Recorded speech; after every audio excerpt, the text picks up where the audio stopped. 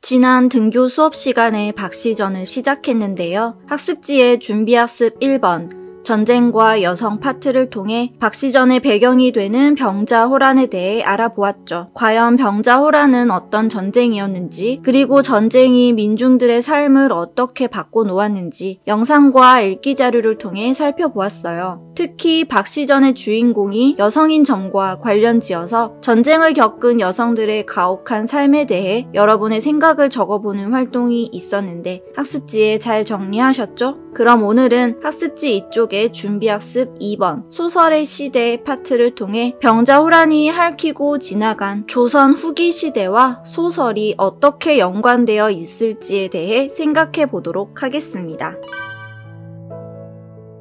먼저 소설이란 무엇이냐? 소설의 특징을 간단히 살펴볼게요. 다른 문학과 구별되는 소설만의 가장 큰 특징이라고 한다면 바로 허구성이라고 할 수 있습니다. 본격적인 소설이 되기 전에 이야기가 어쨌든 기본적으로 있었던 일을 바탕으로 한다면 소설은 본격적으로 가공된 것, 허구적인 것이라고 할 수 있어요. 그런데 아무렇게나 꾸며내는 것이 아니라 있을 법한 일을 그려내는 것이고요. 이 부분에 꼭 밑줄 그어주세요. 이것을 허구의 개념이라고 생각하시면 됩니다. 두 번째는 바로 모방성입니다. 있을 법한 이야기를 허구적으로 만들어낼 때 주변에서 듣고 보고 겪은 일을 바탕으로 하기 마련인데요. 인간은 기본적으로 주변의 것을 모방하려는 본능을 가지고 있어요. 물론 여기에서의 모방은 단순히 그대로 따라하는 수준이 아닌 대상을 재현, 즉 다시 그려내고 그것을 자신만의 방식으로 재구성, 재조합까지 하는 창조적인 능력을 말합니다. 세 번째는 산문성입니다. 산문의 반대는 운문, 즉 짧은 글이고 산문은 그와 반대되는 긴 글을 말하는데요. 소설은 산문을 사용하여 일상에서 일어나는 사건이나 감정 등을 정확하고 간결하게 표현하는 것이 특징입니다. 자, 그럼 프린트 이쪽 아랫부분 소설 문학의 특징 1번 허구성, 2번 모방성을 괄호 안에 적으면 되겠죠? 3쪽으로 넘어가겠습니다. 그럼 이런 소설 문학은 언제부터 우리나라 사람들이 즐겨 읽게 되었을까요? 아주 오랜 옛날 우리 선조들은 다양한 종류의 이야기들을 즐겼는데요. 이런 이야기들, 신화, 전설, 민담 등을 설화라고 합니다. 현재와 비슷한 소설의 형태를 갖추게 된 작품으로는 조선 전기의 김시습이 지은 최초의 한문소설 금오신화가 있고요. 그 이후 광해군 시기의 허균이 지은 최초의 한글소설 홍길동전이 있습니다. 이후 임진왜란과 병자호란, 이 큰 전쟁들을 겪으면서 소설 문학의 인기가 더욱 많아지게 되는데요. 그 배경에는 두 번의 전쟁 이후 급격하게 달라지는 사회의 모습과 관련이 있습니다. 양반이라고 하는 지배층이 몰락하고 이와 반대로 서민층, 민중들은 더더욱 각성을 하게 되고 새로운 학문인 실학이 등장하게 되죠. 이런 시기에 중국에서 삼국지, 수호지와 같은 인기 소설이 번안되어 수입되기 시작하는데요. 여러분, 삼국지, 수호지가 얼마나 재밌는 줄 아시죠? 서로 편먹고 계략을 세우고 싸우고 이기고 지는 이야기.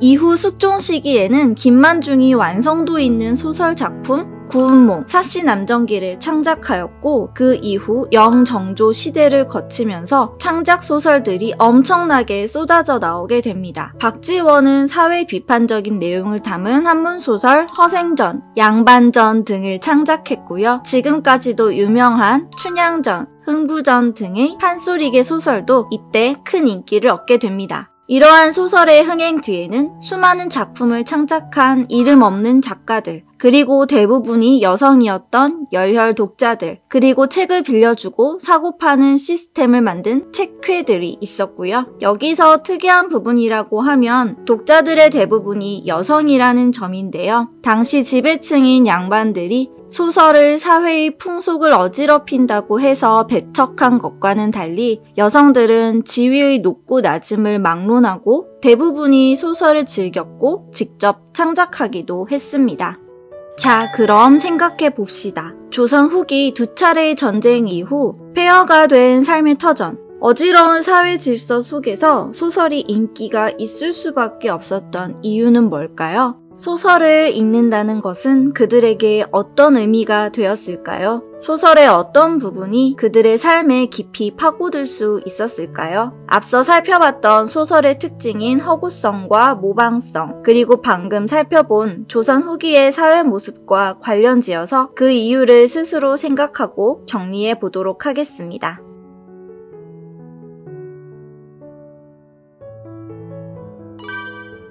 자, 그럼 본격적으로 박시전에 등장하는 인물들을 알아보겠습니다. 주요 등장인물은 이렇게 6명이라고 할 수 있는데요. 그림을 보고 인물의 성격이나 행동을 추측해 봅시다. 아주 작게 빈칸을 만들어 두었으니 한마디라도 적어보면 좋겠습니다.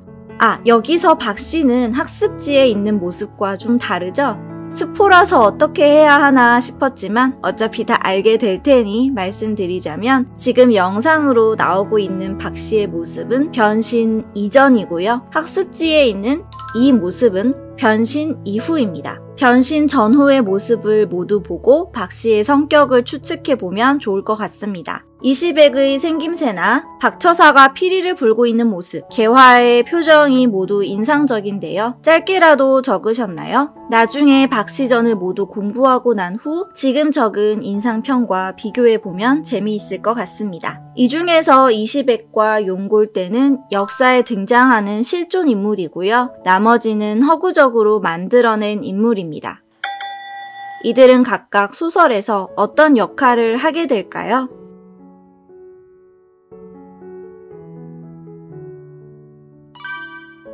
마지막 준비학습, 드디어 마지막 워밍업입니다. 박시전의 전체 흐름을 정리해 보려고 하는데요. 지금 여러분이 같이 해줘야 하는 것은 교과서를 펼쳐서 교과서 해당 부분에 발단, 전개, 위기, 절정, 결말을 표시하고 중심 내용을 적어두는 것입니다. 하실 수 있겠죠? 그럼 시작하겠습니다.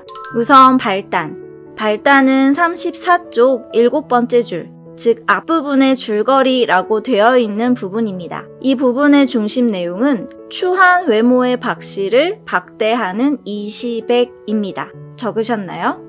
다음 전개는 쭉 넘겨서 42쪽까지고요. 장원 급제하는 이시백과 미인으로 변신하는 박씨, 이렇게 두 개의 내용이 중심 내용이 됩니다. 위기는 47쪽까지고요. 중심 내용은 박씨가 용울대를 죽이자 피화당을 공격하는 용골대입니다. 용골대는 앞서 살펴봤듯이 청나라의 장수로서 실존 인물인데요. 용울대는 용골대의 동생으로 허구적 인물로 설정되었습니다. 절정은 52쪽 23번째 줄까지. 중심 내용은 용골대를 물리치고 항복을 받아내는 박씨. 그리고 마지막 결말은 52쪽의 뒷부분 줄거리에 해당하는 부분으로 공로를 인정받고 정렬 부인이 된 박씨라고 적으면 되겠습니다. 이 내용은 모두 학습지에 정리되어 있으니 참고하시면 되겠습니다. 대략적으로 어떻게 이야기가 진행되는지 확인하였으니 이제 본격적으로 박시전의 내용을 탐구해 보도록 하겠습니다.